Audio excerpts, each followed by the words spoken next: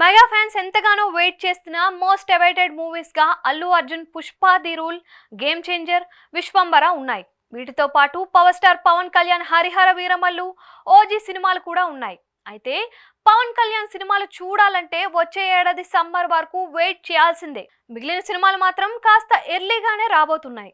ఇవన్నీ కూడా pan India సినిమాలు కావడం విశేషం. ఈ ఏడాది ఆఖరిలో icon star Allu Arjun Pushpa the rule movie release కాబోతుంది. డిసెంబర్ 6న గ్రాండ్ గా ప్రేక్షకుల ముందుకు ఈ చిత్రం రాబోతుంది. దీని తర్వాత 3 వారాల గ్యాప్ లోనే global star Ram Charan game changer కూడా రిలీజ్ అవ్వబోతుంది. తాజాగా Dil Raju game changer movie Christmas కి వస్తుంది అని కన్ఫర్మ్ చేశారు.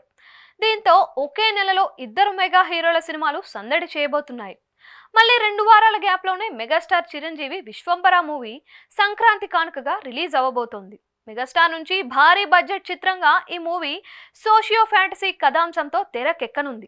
అంటే కరెక్ట్ గా చూసుకుంటే నెల రోజుల గ్యాప్ లోనే మెగా ఫ్యామిలీ నుంచి 3 పాన్ ఇండియా సినిమాలు థియేటర్స్ లో సందడి చేయబోతున్నాయి.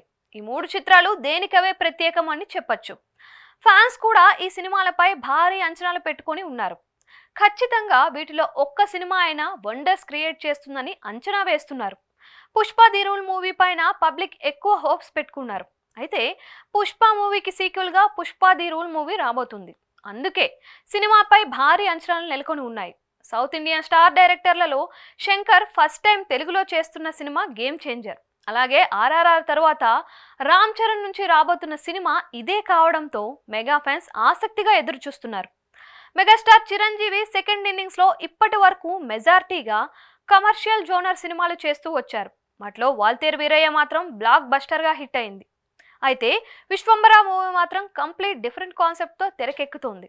ఈ జనరేషన్ కి కనెక్ట్ అయ్యే సోషియో ఫ్యాంటసీలో విశ్వంబర మూవీ కథని వశిష్ఠ మల్లిడి చెప్పబోతున్నారు.